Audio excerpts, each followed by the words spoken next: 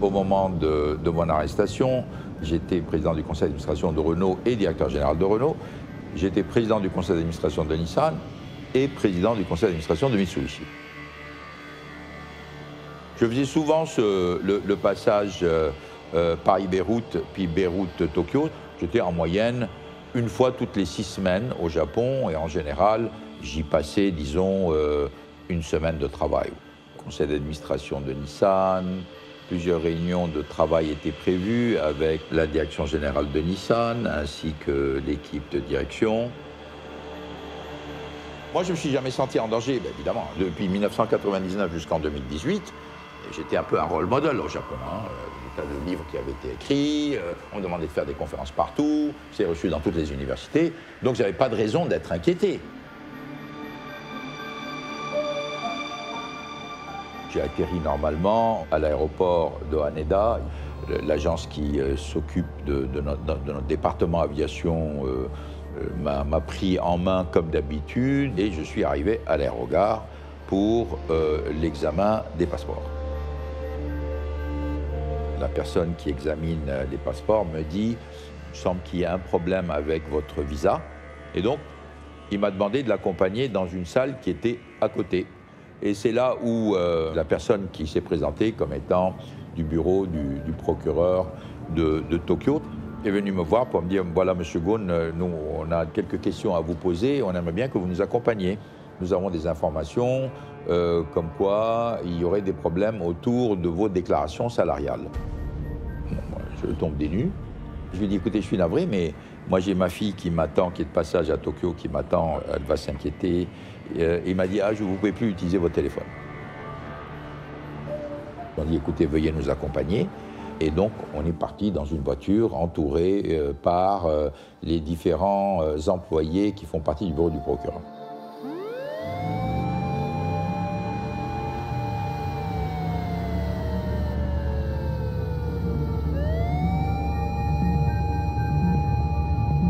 Nous étions dans une voiture qui était avec des rideaux, donc il y avait le noir le total.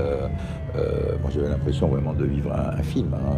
Donc j'étais encore sous le choc, je ne savais pas ce qui arrivait, je ne comprenais pas, je n'arrivais pas à réaliser. Et donc ils m'ont amené tout de suite au centre de détention. Je suis arrivé assez tard, hein, donc la prison était déjà un peu fermée, quoi. Il n'y avait pas de visite, il n'y avait pas de mouvement. Et ce qui m'avait beaucoup frappé, c'est l'isolement, c'est le silence.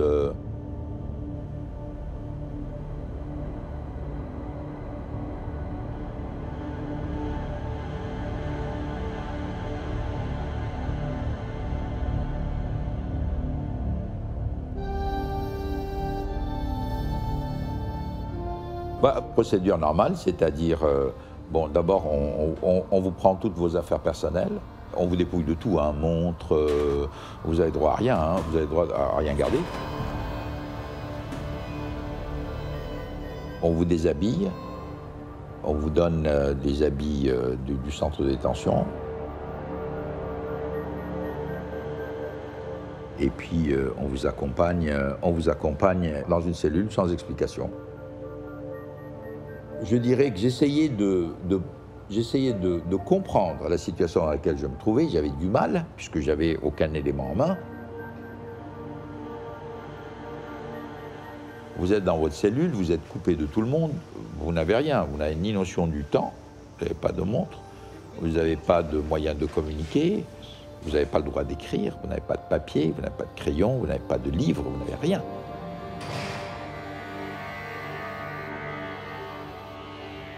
Je me rappelle qu'il faisait très froid d'ailleurs, c'était le lundi soir 19 novembre, il faisait très froid et voilà, c'était tout.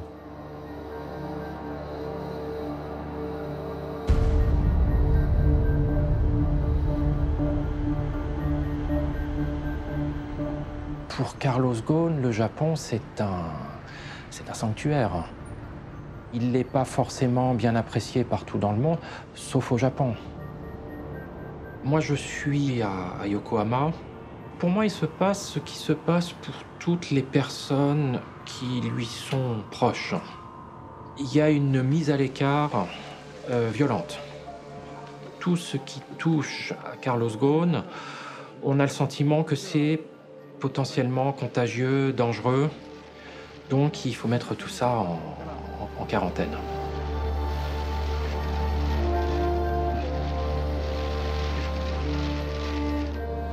Saekawa, il prend la parole. Bon, c'est quelqu'un qui n'est pas toujours très à l'aise dans les discours. Là, il est étrangement bien préparé. Et puis surtout, il assomme. Nous avons le regret d'annoncer que M. Carlos Ghosn, président du conseil d'administration de Nissan, a commis des malversations qui ont été révélées par une enquête interne. Les accusations sont les suivantes. Il a menti aux gendarmes de la bourse de Tokyo en déclarant un montant bien inférieur à la réalité de sa rémunération. On comprend qu'il y a une organisation, une logistique très lourde, une logistique dans laquelle l'entreprise est à la fois coopérative, mais on a l'impression presque même moteur de l'arrestation. Enfin, il a utilisé à des fins personnelles ce qui est la propriété de Nissan. Voilà les malversations que notre enquête a permis de découvrir avec certitude. Et pour lui, il n'y a pas l'ombre d'un doute. Quelques heures après son arrestation, Carlos Ghosn, il est totalement coupable. Je suis profondément déçu, je me sens frustré, désespéré et absolument indigné. Ça pose aussi des questions, se dire finalement tout ça, ça ne tenait qu'à un homme. La leçon que nous devons retenir des sombres années Ghosn, c'est que le pouvoir ne doit pas être concentré dans les mains d'un seul homme. Il n'aura fallu que quelques heures pour connaître les charges qui pèsent contre Carlos Ghosn, le patron star de l'industrie automobile. Il serait tombé par là où il aurait toujours péché, son goût pour l'argent. Mais si avidité il y a, quelles en sont les origines? Comment est née son ambition? Qui connaît réellement Carlos Ghosn? De Beyrouth, où il s'est réfugié après avoir fui le Japon et sa justice, Carlos Ghosn a accepté de revenir sur son parcours de 40 ans, le temps long de la construction d'un pouvoir, finalement sans partage.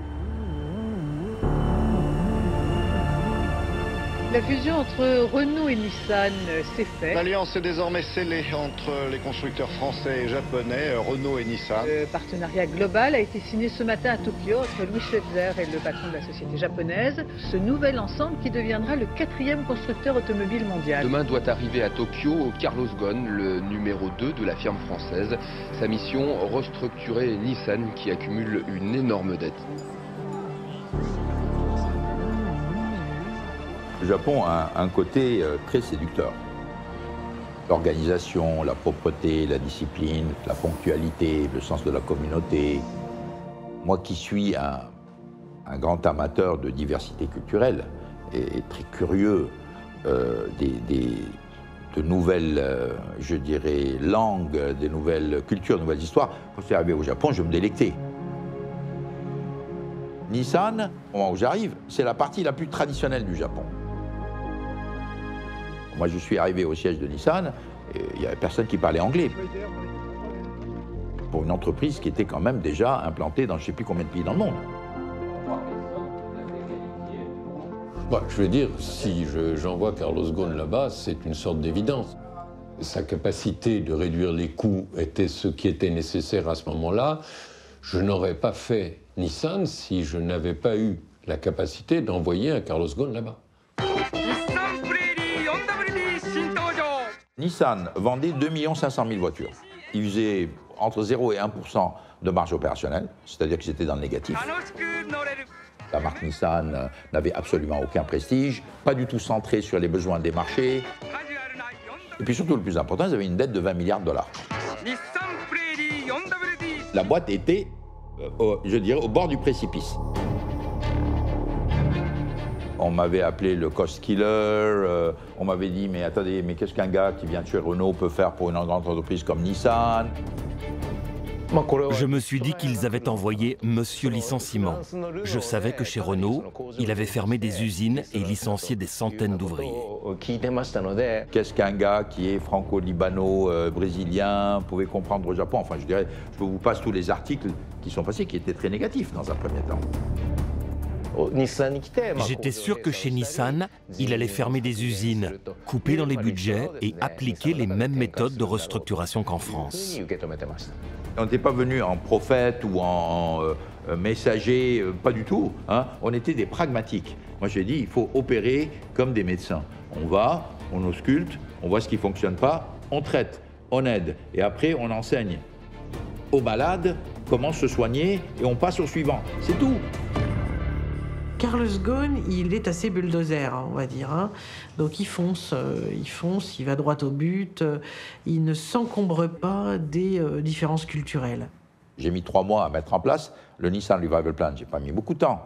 Donc je laissais du temps au débat et après je tranchais.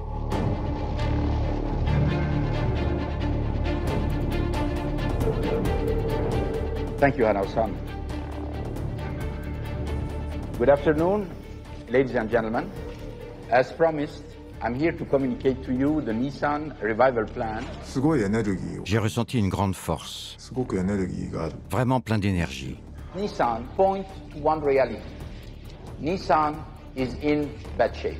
Son visage faisait peur, ses yeux étaient perçants, sa voix était forte. A high level of lucidity, a high level of rigor, and resistance to the temptations of complacency and compromise. This means a 21,000 headcount reduction, or 14% of total employment. On est descendu de 140 000 employés à 115 000. Dans un premier temps, les gens disent « Ah, c'est une catastrophe, destruction d'emplois massive ».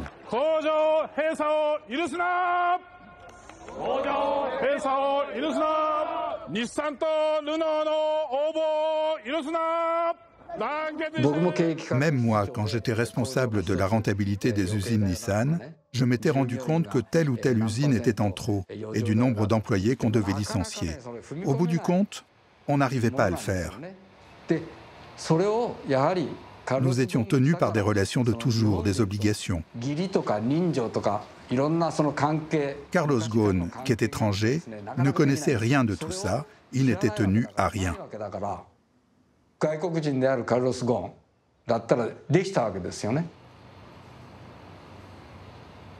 Quelque part, quand vous faites de la restructuration, cette restructuration, par elle-même, n'a aucun sens. Cette restructuration, elle a un objectif, c'est retrouver les chemins de la croissance.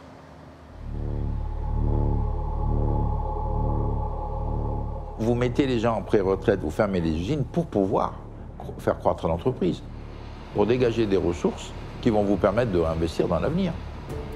Or, moi je ne connais personne qui retrouve les chemins de la croissance sans au départ mettre de l'ordre dans sa maison. Si vous vous foutez de l'avenir, vous n'avez pas besoin de licencier les gens, vous allez attendre que la mort arrive naturellement. Au bout d'un an seulement, il a présenté des résultats positifs pour Nissan. Il a annoncé un bénéfice d'1 milliard de dollars. Et là, j'ai été très surpris. En 2000, il y en avait beaucoup qui disaient « Oui, mais attendez, cette première année, ils ont trafiqué les comptes, ça ne marche pas. » La deuxième année, confirmation. La troisième année, amélioration. Alors là, ils ont été obligés de reconnaître à quoi ils ne voulaient pas croire au départ.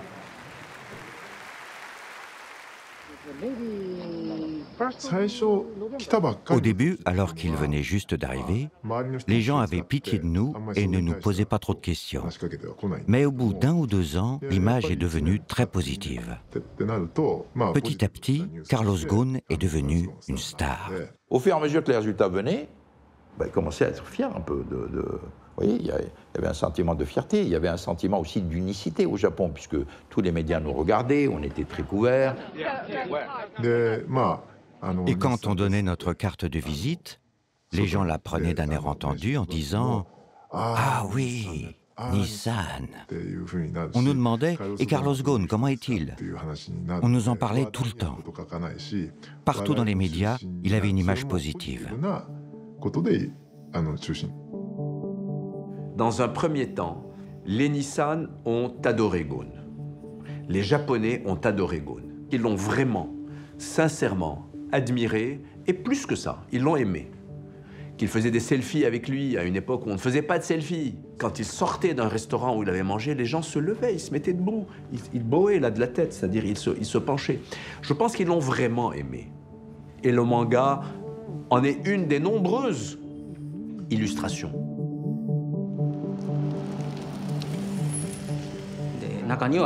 Je me souviens que certains ont même proposé, à moitié en blaguant, qu'il soit nommé Premier ministre du Japon. Je dirais, bien sûr, je ne suis pas insensible.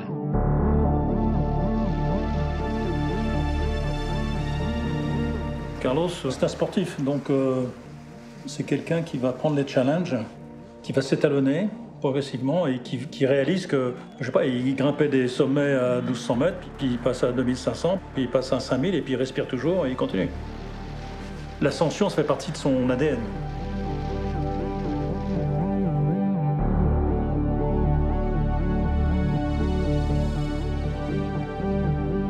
J'ai très peu de souvenirs de ces premières années au Brésil, très peu de souvenirs. Je ne me rappelle pas du tout de la ville où je suis né, Porto Velho, à cette époque, dans l'état de Guaporé, qui allait devenir l'état du Rondônia. Les années 50 étaient des années très difficiles quand vous vivez à l'intérieur du Brésil. L'Amazone est une région, surtout à cette époque, était assez insalubre. L'eau était polluée, il fallait faire bouillir l'eau, c'était infesté d'animaux de tout genre. Donc la raison pour laquelle j'ai quitté Porto Velho, c'est pour des raisons de santé. J'étais fragile de santé et donc les médecins avaient conseillé à ma mère en disant il faut l'amener vers des climats plus cléments, sinon il ne risque pas de survivre ici.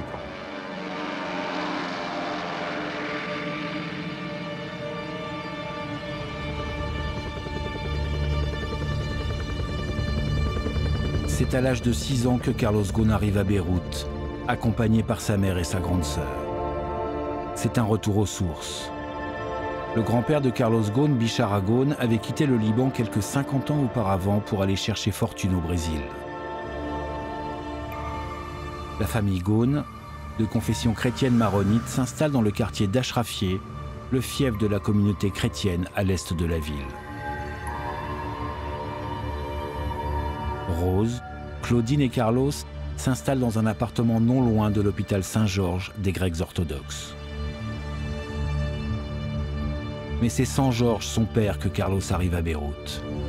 Il ne sait rien des turpitudes de son géniteur, qu'il ne voit pour ainsi dire pas. Le 22 avril 1960, le trafiquant de diamants Georges Ghosn est arrêté pour l'assassinat d'un ecclésiastique, un complice qui faisait office de passeur entre l'Afrique et l'Europe, et qui menaçait de tout révéler aux autorités. Au terme de son procès, Georges Ghosn est condamné à la peine de mort, peine qui sera finalement commuée en 15 ans de prison. Encore aujourd'hui, Carlos Ghosn refuse d'évoquer sa relation avec son père, décédé en 2002. Je ne souhaite pas parler de mon père parce que ce sont des choses qui sont intimes et qui sont personnelles. J'ai suivi un chemin tout à fait à part, par moi-même. Depuis l'âge de 16-17 ans, je suis autonome.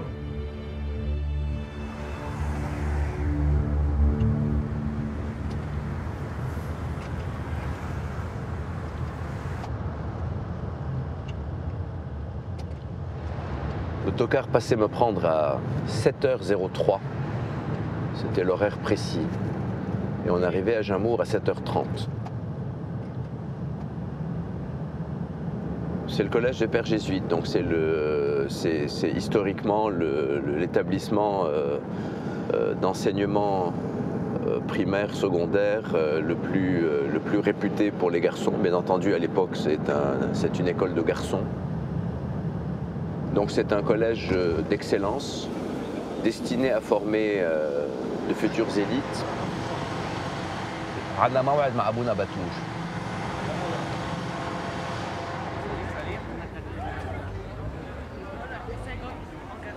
La tradition pédagogique du collège jésuite, c'est d'éveiller l'intelligence, de former la volonté et d'ouvrir à la charité.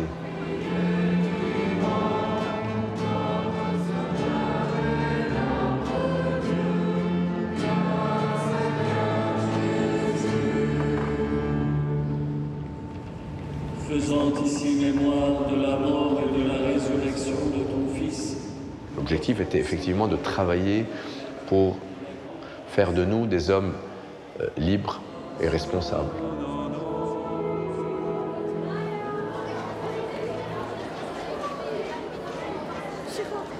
Alors Carlos Ghosn, jusqu'à la classe de 3e, est un élève moyen, au mieux, et plutôt chahuteur.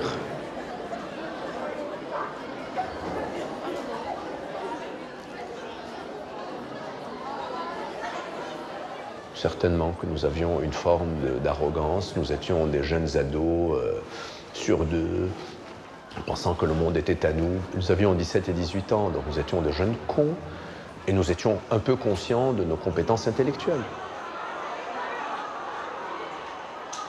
Il exerce une sorte de fascination sur son entourage. C'est clairement ce que j'ai prouvé pour lui. Et c'est parce que dans sa posture de premier de classe, et cette capacité à prendre la parole facilement, machin, etc.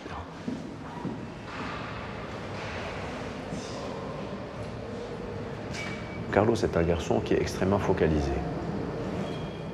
C'est-à-dire que quand il a à un moment donné un objectif, il va faire ce qu'il faut pour réussir l'objectif. En classe de première, nous sommes les meilleurs amis du monde, et juste avant le baccalauréat libanais, première partie, les cours s'arrêtent environ un mois pour nous permettre de préparer les examens. C'est évident que nous allons le préparer ensemble, lui et moi. Et donc il va aller dans un monastère, mais pas avec moi, avec un élève extrêmement polar, extrêmement bûcheur. Mais lui, il était sur un objectif qui était de dire « j'ai besoin d'avoir quelqu'un qui m'aide à travailler et que quelque chose soit plus focalisé ». Et c'est là où, la première fois, il me donne cette leçon de pragmatisme et de focalisation que j'ai très mal vécue, moi, à l'époque. Objectivement, moi, j'ai trouvé que c'était une forme de trahison.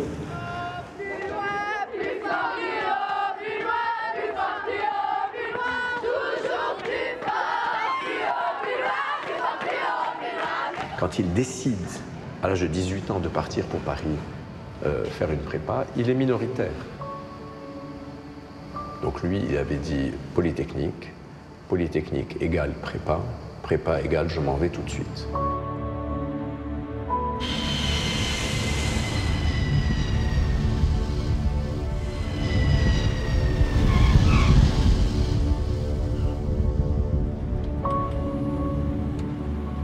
Les Libanais sont très communautaires, accueillants, hospitaliers. Bon, quand vous passez de Beyrouth à Paris, surtout quand vous arrivez en septembre-octobre, hein, c'est quand même pas des mois très ensoleillés, vous arrivez dans un environnement qui est plus neutre,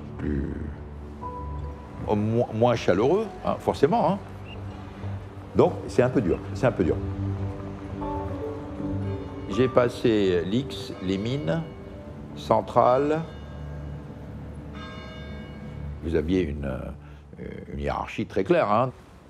Moi, en tête, j'avais Polytechnique. Effectivement, j'ai réussi, j'étais très content. Mademoiselle Chopinet Anne.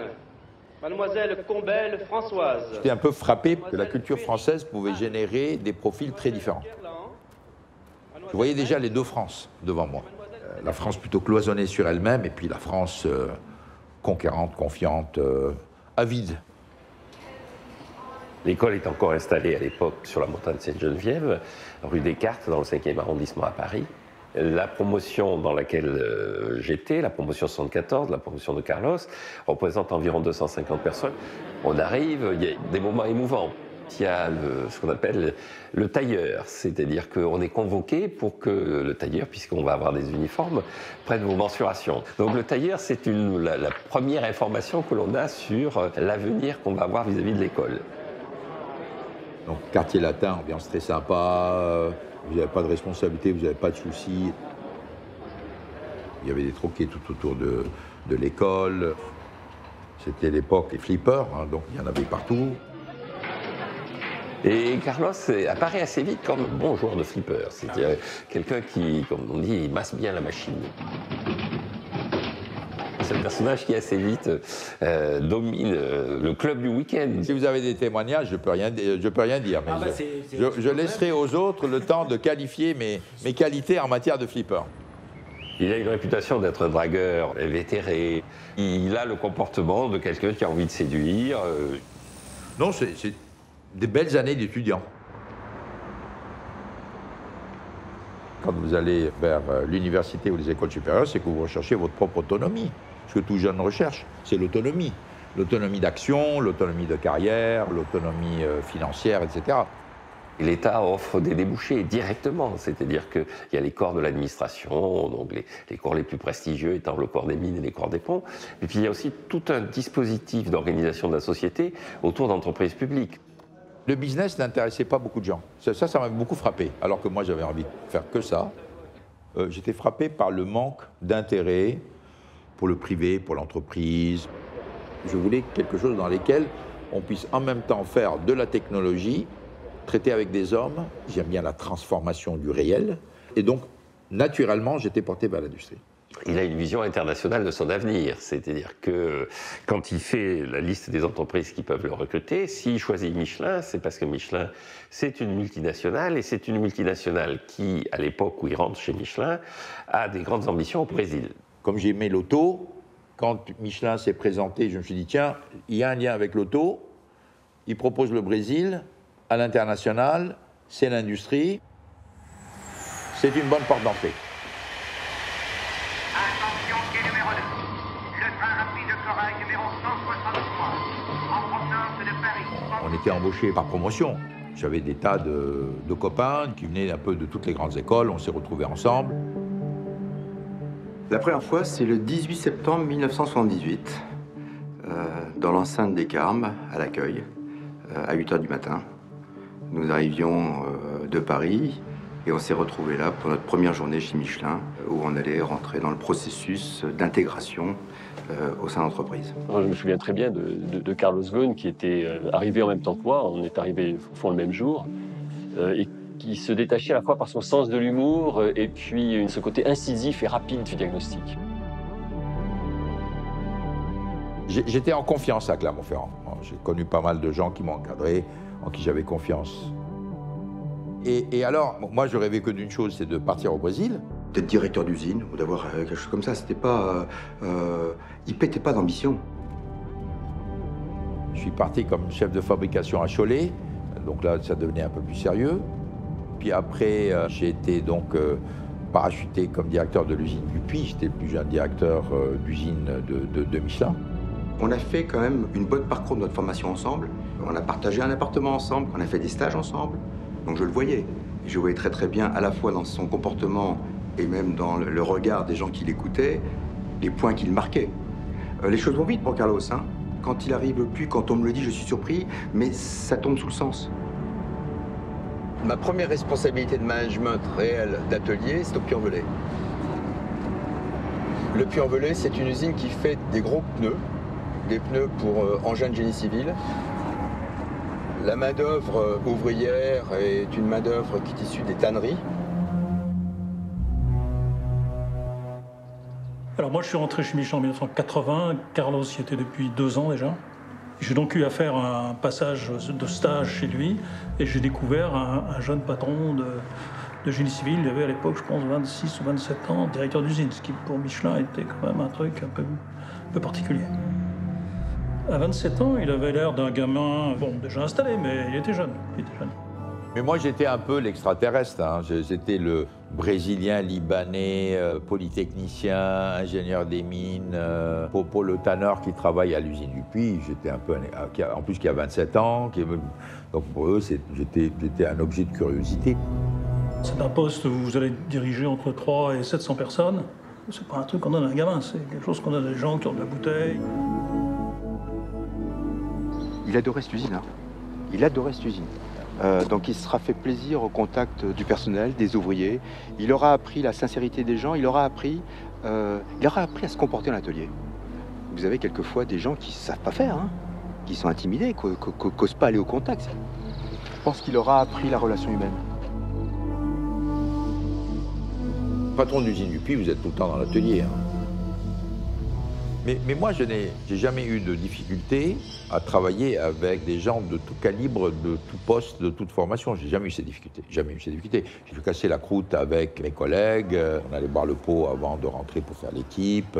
On mangeait des saucisses à 8h du matin avec un coup de rouge. J'aimais ça. Hein. Alors, je ne sais pas si les bureaux sont configurés de la même manière aujourd'hui.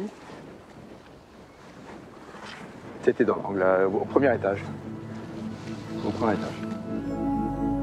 J'aimais ça parce que, quelque part, je trouve que l'usine, c'est l'endroit où vous voyez la technologie, les hommes et le produit. Ça se marie. Et j'étais fasciné par ça, sur comment on transforme. Donc tout le savoir de l'entreprise, il est là. Et donc j'étais dans un monde dans lequel j'apprenais tous les jours. J'étais dans ma 4e année à la gérance de Michelin, que Roger Porte, qui était le patron des usines Michelin en France, m'a demandé un rendez-vous et me voir dans mon bureau. Et me dire, parmi les Brésiliens qu'on a embauchés, on a un polytechnicien, il faudrait qu'il travaille à vos côtés et qu'il comprenne un peu les méthodes qui sont les vôtres. J'ai beaucoup sympathisé avec lui parce que quelque part, il y avait beaucoup de commonalité avec lui. Je suis un industriel, il est un financier. J'ai été sa business school personnelle, quoi, si je puis dire. Il m'a montré un visage réaliste, humain, tactique de la finance. No nonsense. Vous dites pas, oh ben, on ne gagne pas d'argent, mais dans 10 ans, on en gagnera ci et ça. C'est de regarder la réalité en face. Voilà, c'est ça que je lui ai appris.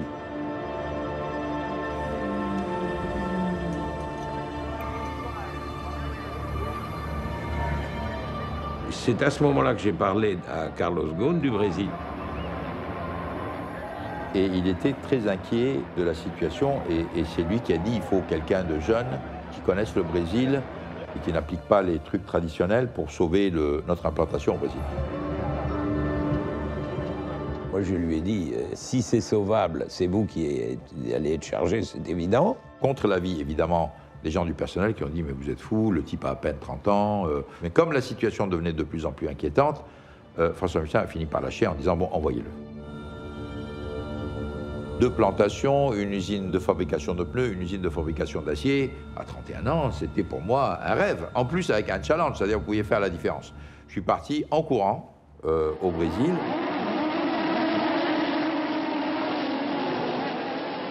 Quand il devient patron du Brésil, il est patron du Brésil.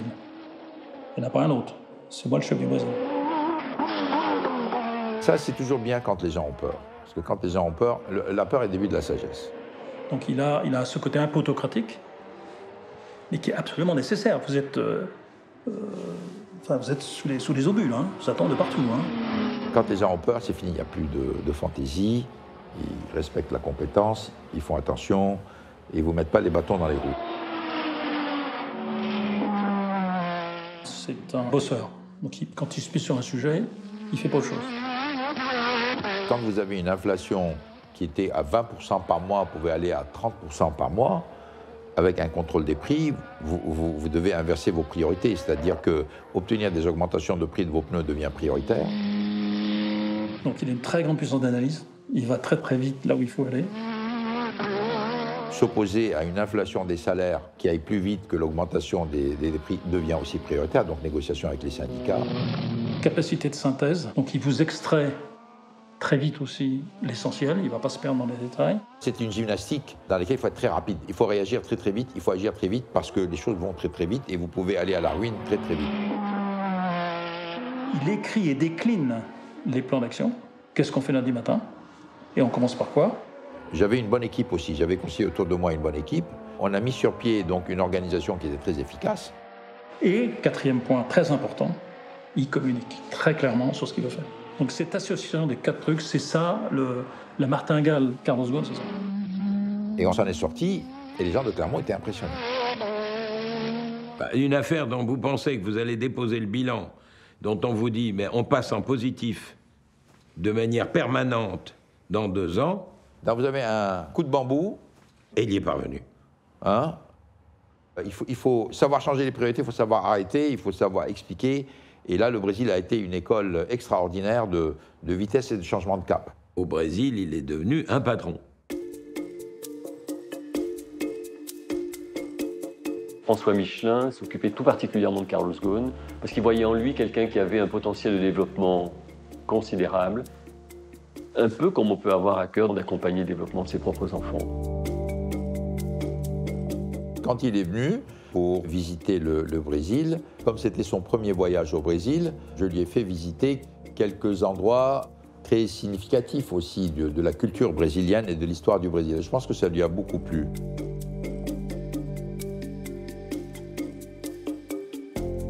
Et c'est vrai que la relation que j'ai eue avec François Michelin a été très fortement influencée par ce séjour.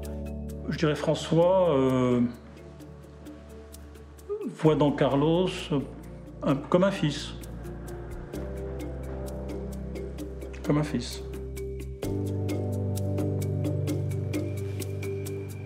Le jour où il m'a dit qu'il pensait à moi pour prendre la direction générale de Michelin en Amérique du Nord, surtout dans la perspective de l'acquisition de Uniroyal BF Goodrich, bon, la proposition était énorme pour moi, mais surprenante aussi parce que ça allait très vite. D'un côté, j'étais très content, très flatté qu'il me fasse cette proposition. De l'autre côté, j'étais quand même triste puisqu'il fallait que je quitte le Brésil. Mes parents étaient au Brésil, mes sœurs étaient au Brésil. Et donc, pour moi, ça a été une décision difficile sur le plan émotionnel, sur le plan familial. Certes, pour de bonnes raisons, mais c'était quand même un départ. Bibendum, c'est l'effigie de Michelin. La firme de Clermont-Ferrand, déjà numéro 1 en Europe, va disputer à Goodyear le premier rang mondial dans le secteur du pneumatique à la suite du rachat de son concurrent américain Uniroyal pour un petit peu moins de 10 milliards de francs. Carlos est un gars qui ne va jamais vous dire « on a fait une connerie, on a payé trop cher ». Non, il dit bah, « écoute, moi maintenant il faut que je fasse ça. La toiture n'est pas en forme, il faut que je refasse la moitié des pièces. » Bon. Il a trouvé des usines dans un état calamiteux, donc il a fallu tout refaire. Donc, il s'est dit, bah, on va essayer de traiter le sujet. C'est un challenge, un méchant challenge, parce que c'est le tocard de l'industrie. Et que je lui ai dit, mais vous allez avoir des tas d'usines qu'il va falloir fermer. Bon, ça lui faisait pas peur. From WEAU-TV Eau Claire, this is News Center 13 at 10, with Cindy Schott and Mike Rindo. Eau Claire's largest private employer, the Uniroyal Goodrich plant, announced it plans to close down. The closure will affect 1,300 workers.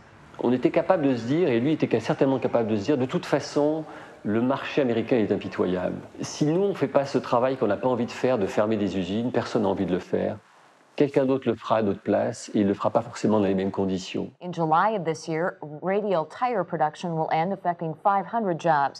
François Michelin n'était pas un homme qui, sur le plan des affaires, était très violent. C'était un grand humaniste. Quand il y avait des pertes, il était extrêmement chagriné qu'on soit amené à prendre des décisions difficiles vis-à-vis des individus, soit en matière de salaire, soit en matière de licenciement, etc. Donc, avec lui, il fallait à tout prix procéder avec beaucoup de modération. Il y était très sensible. Moi, je poussais, je dirais d'une certaine manière, à ma façon.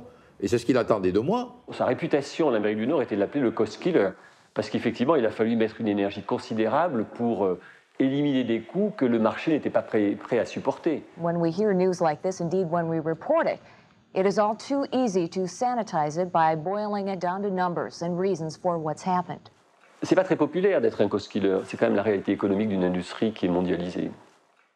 None of us has to look very far to see someone we know affected by today's announcement. A friend, a neighbor, a relative. Et ces années aux États-Unis, m'ont beaucoup mûri. Je veux dire, il y avait un avant l'expérience américaine et un après l'expérience américaine. Après avoir passé 7 ans aux États-Unis, j'étais devenu beaucoup plus robuste. And remember to lend a helping hand where we can. This will not be an easy time for anyone. Thank you and good night. Good night. Quand il a commencé à être chassé, parce qu'il a été chassé, il n'est pas parti tout seul. C'est un cabinet qui est allé le pêcher. Il me dit, il faut à tout prix que je vous vois, j'ai besoin d'une réponse, je ne peux pas vous en parler au téléphone. On regardait au tableau qu'est-ce que ça pouvait être comme boîte, on pesait, c'est l'industrie, ça peut être quoi, Airbus.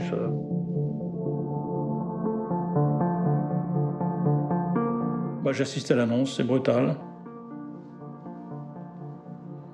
Parce qu'il avait un attachement filial vis-à-vis de François. Il est très ému. Il a annoncé à François, il était au bord des larmes. François Michelin réagit plus affectivement en disant « Qu'est-ce que j'ai fait? Qu'est-ce que j'ai pu lui faire ?»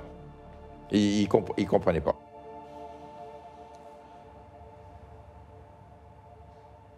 Je ne pense pas que ce soit une trahison. Peut-être un peu d'ingratitude.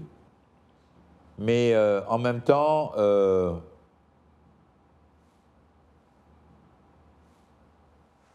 on est allés manger tous les deux un couscous à Clermont-Ferrand. C'était son pot de départ.